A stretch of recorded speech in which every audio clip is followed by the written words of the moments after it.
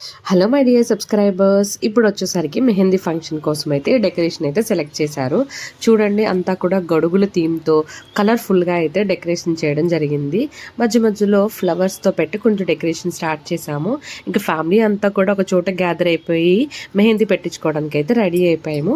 ఈ మెహందీ కోసం అయితే మేము మన విజయవాడలోని బందర్ రోడ్లో ఉన్న చందన గ్రాండ్ దగ్గర అయితే వీళ్ళ స్టాల్ ఉంటుంది. చాలా రీజనబుల్గా మంచి డిజైన్స్ అయితే పెట్టారు. ముగ్గురు అయితే వచ్చారు. 6:30 నుంచి స్టార్ట్ చేసి 11 వరకు ఉండి మా ఎంతమంది అయితే ఉన్నామో అందరం కూడా పెట్టించుకున్నాము. మధ్యలో సాంగ్స్ పెట్టేసుకుని ఇంట్లో ఫ్యామిలీ మెంబర్స్ ఒకరి తర్వాత ఒకరు పేస్ డాన్స్ వేయడం జరిగింది. ఇక్కడ అక్క బావగారు అయితే డాన్స్ చేస్తున్నారు. ఇంకా డాన్స్ చేసేసిన తర్వాత మెహందీస్ పెట్టించుకోవడము, ఫస్ట్ ఫ్రంట్ పెట్టించుకున్న తర్వాత బ్యాక్ సైడ్.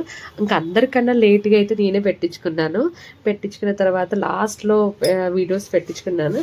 అందరికీ కూడా ఎప్పుడు కూడా మీరు మెహందీ మాట్లాడుకున్నప్పుడు ఫర్ ద ఇంత పర్సన్స్ అని చెప్పేసి ఇంత మాట్లాడకుండా వాళ్ళ దగ్గర ప్యాకేజెస్ ఉంటాయి.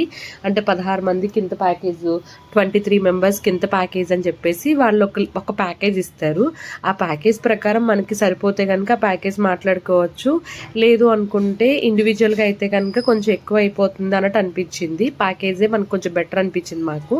ఆ ప్యాకేజెస్లో కొంచెం మీరు ఏమన్నా బార్గింగ్ చేయొచ్చు అనుకున్నా కూడా వాళ్ళు రీజనబుల్గానే రీజనబుల్గానే తీసుకుంటున్నారు, ఈజీగా తీసుకుంటున్నారు.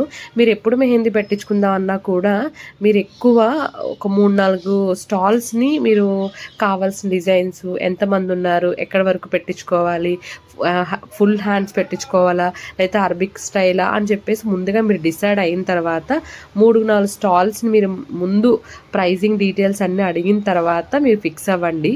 మేము కూడా అంతే, ఒక 4-5 స్టాల్స్లో అడిగిన తర్వాత మనం డేట్ చెప్పి ఎంతమంది ఉన్నాము, ప్యాకేజెస్ ఎలా ఉంటుందని అడిగిన తర్వాత మేము వెళ్ళి డిసైడ్ చేసుకున్నాము.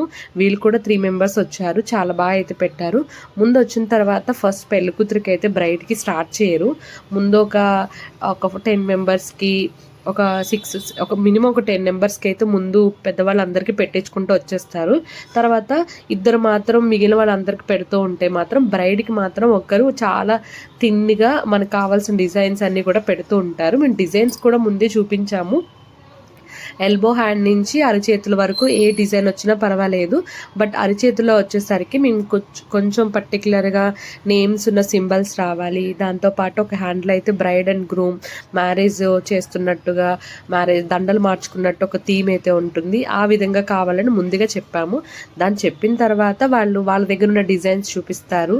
మనకు కావాలేదంటే మనం ఏమైనా డిజైన్స్ ఏమైనా మనకి ఆల్రెడీ కాపీ చేసుకున్నట్టే ఆ డిజైన్ చూపించినా కూడా అలా డిజైన్స్ కూడా వేస్తారు. ఇంకొకరి తర్వాత ఒకరు ఫస్ట్ మా పెద్దక్క చేసుకున్నారు, తర్వాత చిన్నక్క పెట్టుకున్నారు. ఇంకొకరి తర్వాత ఒకరు అయితే డిజైన్స్ అన్ని పెట్టించుకోవడం స్టార్ట్ అయింది. ఒక పక్కన చిన్నపిల్లలు పెట్టించుకుంటున్నారు.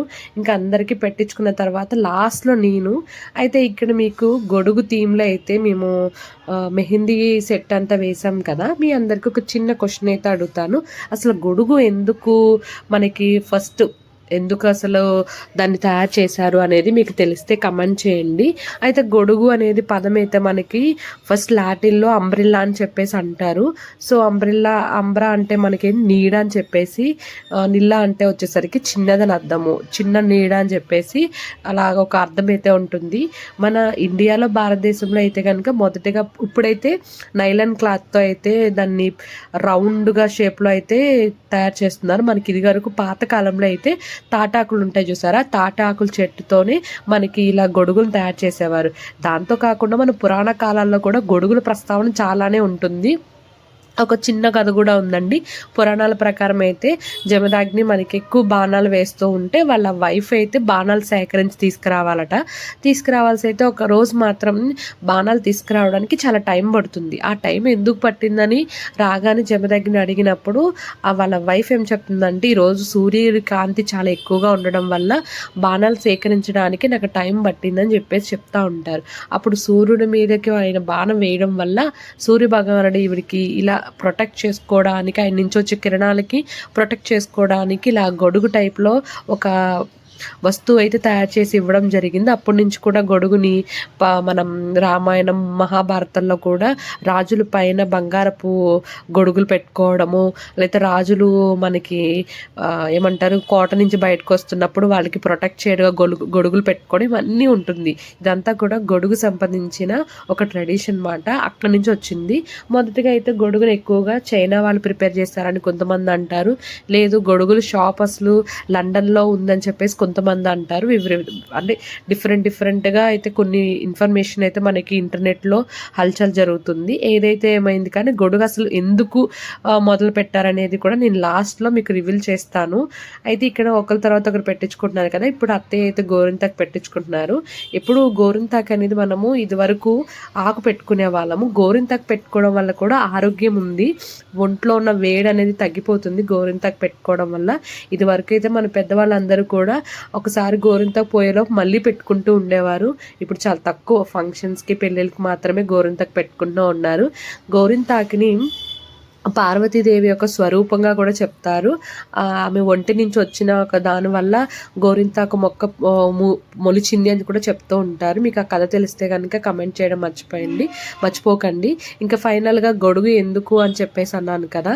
అసలు గొడుగు అనేది వర్షం నుంచి కాపాడుకోవడానికి కాదు, ఎండ నుంచి కాపాడుకోవడానికి అయితే గొడుగునైతే తయారు చేశారు. మీకు ఈ ఇన్ఫర్మేషన్ ఎలా ఉందో కమెంట్ చేయడం మర్చిపోకండి. ఇక్కడ ఫ్యామిలీ మెంబర్స్ అందరూ కూడా పిచ్చగా అయితే చాలా బాగా ఎంజాయ్ చేశాము మెహందీస్ పెట్టించుకోవడంలో. మీకు ఈ వీడియో ఎలా అనిపించిందో కమెంట్ చేయడం మర్చిపోకండి. సబ్స్క్రైబ్ చేసుకోండి. Thank you so much.